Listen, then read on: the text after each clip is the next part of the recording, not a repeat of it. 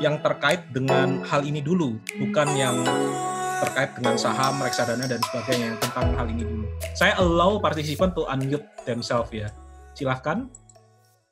Mungkin ada yang mau bertanya. Bisa raise hand ya. Bisa raise hand. Oh, total sudah 98. Luar biasa sekali. Halo semuanya yang baru bergabung. Ya, ada yang mau bertanya mungkin tentang penjelasan singkat tentang channel saya, ataupun mungkin tentang tips trik bagaimana cara bisa mengelola keuangan sebelum nanti saya masuk ke berikutnya, update portfolio. Ada mungkin? Halo Pak. Ya, Pak Pranoto, silakan Pak. Malam Pak, saya mau tanya nih Pak untuk beberapa hal. Jadi saya sebenarnya masih newbie. Ada 2 pertanyaan nih, mungkin yang lebih ke arah opini ya. Jadi saya mau nanya pertanyaan pertama, what's the new normal after COVID? Oke. Kemudian? Yang akan maju, yang akan collapse, inovasi baru buat after COVID-19 gimana? Nah, yang kedua, prediksi untuk usaha-usaha UKM kayak gimana? Jadi kalau saya baca di laporan terakhir BBNI itu NPL-nya sampai 20%. Itu pun udah 1 bulan yang lalu. Nah, sekarang untuk NPL sedang tinggi, investasi P2P kayak Amarta, yang untuk UKM sama BBRI itu akan terdampak seperti apa? Oke. Ada opininya nggak? Oke, Pak Pranoto, pertanyaan cukup baik. Ini mungkin sudah mulai masuk ke teknis ya, tapi nggak apa-apa, saya akan coba jawab sekarang. The new normal, yang pasti akan ada dampak ya. Saya memang tidak terlalu mengikuti sampai sedetail itu, tapi yang pasti sekarang orang-orang nantinya akan memakai masker, pasti itu. Jadi mereka ketika pergi kemana akan memakai masker. Saya juga sempat membaca bisa jadi sekarang orang-orang akan mulai membeli mobil atau kendaraan pribadi, tidak menggunakan kendaraan umum lagi karena takut. Itu setidaknya penelitian yang saya baca di luar negeri. Nah, memang karena di kita public transportation kita memang kurang begitu bagus, jadi mungkin orang-orang dari sekarang yang selama ini tetap beli mobil dan motor pribadi. Beberapa lagi yang bisa kita lihat, ada kemungkinan ya, bisa jadi tempat-tempat lama itu mungkin bisa jadi akan sepi. Dan industri-industri seperti industri media, misalnya kayak Netflix, atau YouTube, ataupun televisi, dan sebagainya, bisa jadi akan naik. Itu kalau menurut saya. Kemudian yang kedua, untuk NPL dari UKM, memang betul kalau tidak salah di Amarta sendiri, saya nanti juga akan bahas kebetulan, Amarta sendiri sekitar 20% dari mitra saya itu di reschedule. Jadi istilahnya 3 bulan itu istilahnya kayak semacam diberikan perpanjangan waktu. Harusnya 50 minggu, tapi diperpanjang 3 bulan. Nah, menurut saya pada saat ini, sebaiknya memang kita tidak investasi di peer-to-peer lending. Nanti saya juga akan jelaskan ya. Karena memang gagal bayarnya otomatis lebih besar. Nah, kita akan investasi setelah semuanya normal aja. Untuk UKM sendiri, saya rasa pemerintah akan habis-habisan untuk membantu ya, mensupport. Ada beberapa stimulus-stimulus yang diberikan oleh pemerintah dan ada beberapa anggaran yang sudah direalokasikan dari misalnya infrastruktur, direalokasikan ke ke UKM dan sebagainya. BBRI kan banyak di mikro ya. Meskipun dia banyak di mikro, saya yakin BBRI pasti bisa melewati ini semua. Karena BBRI, kita lihat aja di krisis tahun 98, 2008, atau krisis apapun, BBRI pasti bisa melewati. Perkara nanti apakah NPL-nya naik, kemungkinan besar pasti. Tapi setelah ini semua selesai, pasti akan semuanya akan recover lagi. Itu kalau menurut saya. Kalau jangka pendek, saya tidak akan mungkin bisa memprediksi dan tepat. Tapi kalau jangka panjang, 5 tahun lagi, 3 tahun lagi, saya optimis akan kembali normal NPL-nya. Itu kalau dari saya, Pak Pranoto. Nanti boleh di-sharing Pak, yang tadi saya tertarik yang tentang mobil Pak, yang orang-orang tuh riset itu ada, ya mungkin boleh di-share. Boleh, itu aja, saya akan coba cek di Google ya, nanti saya akan tuliskan di deskripsi ya. Oke, terima kasih Pak Pranoto. Pak Hardiansyah. Ya. Halo Pak Dodi. Halo, iya. Singkat saja Pak, menurut Bapak bagaimana ini Pak, terkait investasi di asuransi Pak, kan asuransi juga menyediakan beberapa alternatif untuk kita invest gitu Pak. Menurut Bapak bagaimana Pak peluangnya Pak? Oke. Bukan pula Bapak, bagaimana pandangan Bapak terkait tentang ini? Asuransi ya. Asuransi investasi gitu, Pak. Terima kasih, Pak. Ini menarik ya. Saya semoga di sini tidak ada yang yang agent asuransi supaya tidak tersinggung. Tidak, Pak, Tapi, tidak. Tapi gini Pak, asuransi itu saya pakai.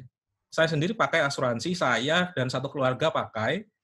Yang saya hindari dari asuransi itu adalah ketika dia sudah menyerempet ke arah investasi, misalnya investasi pendidikan anak. Investasi itu untuk asuransi sendiri saya tidak sarankan. Kenapa? Nanti bisa dibaca di polisnya. Biasanya mereka itu akan ada double pemotongan, double fee. Ada beberapa asuransi yang dia itu tidak punya bahkan reksadana sendiri. Dia akan melemparkan ke reksadana yang lain. Atau beberapa asuransi besar juga punya manajer investasi sendiri, tapi kinerja manajer investasi tersebut belum tentu lebih bagus daripada kinerja reksadana indeks misalnya. Nah, nanti bisa dilihat, kalau tidak salah di asuransi saya, kan ada dua macam asuransi ya, asuransi proteksi dan asuransi yang ada unit link-nya. Nah, apabila tidak bisa menemukan asuransi yang murni proteksi, Bapak bisa masuk ke asuransi yang unit link tapi dana investasi paling kecil. Di polis kelihatan nanti. Jadi dari dana kita, itu nanti biasanya akan dipotong sekian persen diberikan kepada manajer, kepada si asuransinya sebelum dari asuransinya dioper kembali ke reksadana. Ini seperti itu. Jadi akan banyak sekali potongan-potongan. Padahal apabila kita lihat selama ini di bibit iPod, Bareksa, bahkan fee beli dan fee jual itu 0%. Dan kita bisa memilih sendiri reksadananya. Untuk beberapa unit asuransi, mereka bahkan terbatas sekali pilihan reksadana. Jadi menurut saya, asuransi hanya untuk asuransi. Untuk investasi, ya silakan investasi sendiri saja. Itu kalau menurut saya. Ada tanggapan, Pak? Oke ya, Pak ya? Iya. Karena gini, Pak, kalau dia investasi asuransi itu kan dia juga punya semacam ini, Pak, semacam proporsi gitu, Pak, ya, kalau saya tidak salah ya. Betul. Jadi proporsi untuk yang reksadana uang, ada reksadana yang saham gitu, Pak ya. Jadi ya apakah kita harus merubah komposisinya nanti kan, ataukah kita menurut Bapak ya jangan sama sekali gitu, Pak? Kalau saya sih terlanjur masuk gitu. Kalau terlanjur masuk dibiarkan saja, Pak. Tapi kalau seandainya untuk investasi pendidikan, saran saya ya kita investasi sendiri saja karena pasti tidak ada potongan. Potongan kalau seandainya 5%, kemudian nanti ada lagi potongan ketika dioper ke. Jadi gini, saya buka-bukaan aja di asuransi saya itu ada potongan 5% untuk setiap kali kita top up. Jadi 5% itu akan masuk ke si asuransinya.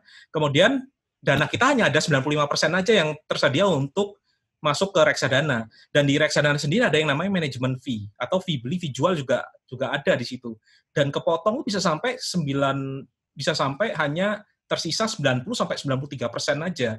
Sedangkan kalau saya masukkan di misalnya bibit, iPod, Bareksa, itu paling kalau reksadana indeks manajemen fee cuma 1,5%. Jadi 92% berbanding 98%, ada selisih 6%-an, Pak. 6% per tahun itu lumayan besar kalau menurut saya. Gitu. Ya, ini belum dengar dari Bapak, jadi terlanjur, Pak.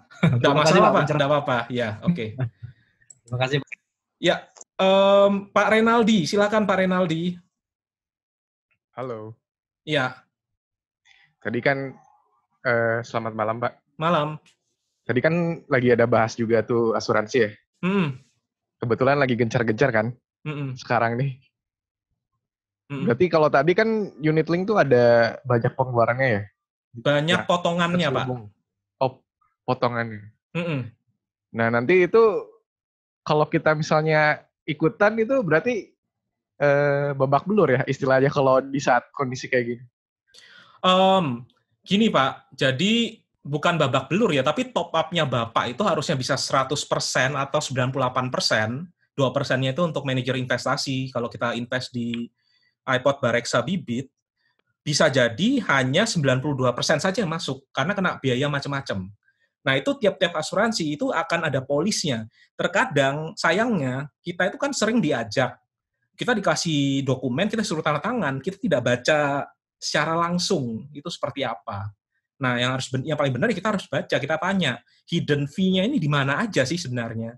Nah, kalau saya sarankan, kalau memang ternyata tidak ketemu asuransi yang istilahnya apa ya, yang murni proteksi, pilihlah asuransi yang komposisi unit link-nya itu paling sedikit. Tanya, misalnya dia pasti akan menawarkan yang kalau bisa yang ambil yang 12 juta aja per tahun atau 24 juta per tahun. Ya ambil yang serendah mungkin. Biar nanti Bapak setelah 10 tahun masih top up enggak apa-apa, tapi setidaknya sisa dari uang Bapak bisa putar sendiri. Intinya seperti itu, Pak, kalau dari saya. Berarti kalau kondisinya misalnya kan sekarang lagi bearish ya disebutnya kondisinya. Di bursa ternyata di unit link-nya ditaruh di indeks saham tuh.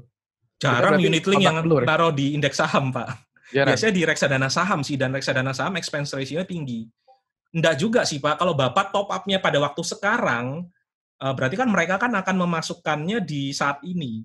Bisa jadi nanti nilai investasi Bapak akan meningkat. Tapi meningkatnya itu pasti tidak akan sebesar ketika Bapak investasi sendiri. Intinya gitu. Kebetulan asuransi memang saya tidak terlalu paham. Saya rasa banyak sekali YouTuber yang juga menceritakan tentang asuransi. Tapi hati-hati ketika dicek dulu background dari YouTuber lain yang menjelaskan asuransi, apakah ada produk yang ada di baliknya. Itu juga perlu berhati-hati ketika konsultasi ke YouTuber ataupun ke financial planner. Nah, kalau dari saya sendiri, asuransi itu kan memang pasti wajib. Kenapa? Karena saya kan mengajar statistik di S1. Asuransi itu adalah industri yang bermain dengan statistik. Jadi, mereka akan punya berbagai macam tabel di mana orang itu ketika meninggal itu persentasenya berapa, orang itu nanti kena penyakit kritis persentasenya berapa, dan seterusnya. Semakin banyak manfaat yang Bapak dapat, ini pasti nanti bisa dibandingkan ya. Pasti premi yang akan dibayar itu semakin tinggi. Nah, yang sekarang ini yang cenderung tren yang ada ini adalah banyak asuransi yang menawarkan on bill atau dibayar semuanya. Kalau saya pribadi, ini bisa salah ya Pak ya, kalau saya pribadi, saya malah menghindari itu on bill. Kenapa? Karena secara logika, pasti premi yang kita bayarkan per bulan, yang dipotong dari dana unit link tadi, itu pasti lebih besar daripada yang tidak on bill. Dan apabila lagi kita tambah dengan asuransi jiwa ini adalah dalam tanda petik makanan empuk dari industri asuransi. Karena dia hanya keluar uang ketika Bapak meninggal. Kalau asuransi kesehatan, itu masih bisa keluar uang kapanpun. Mau usianya muda, usianya tua, itu masih bisa keluar uang. Tapi kalau asuransi jiwa, itu makanan empuk karena ya itu tadi bisa bisa baru keluar uang ketika meninggal. Saya sempat hitung-hitungan dengan produk asuransi jiwa. Kalau tidak salah saya dapatkan ketika saya investasi sendiri dengan bunga 10-12%, misalnya di reksadana indeks, maka ketika saya meninggal kurang dari 50 tahun atau 52 tahun kalau tidak salah, saya barusan mendapatkan benefit dari asuransi jiwa.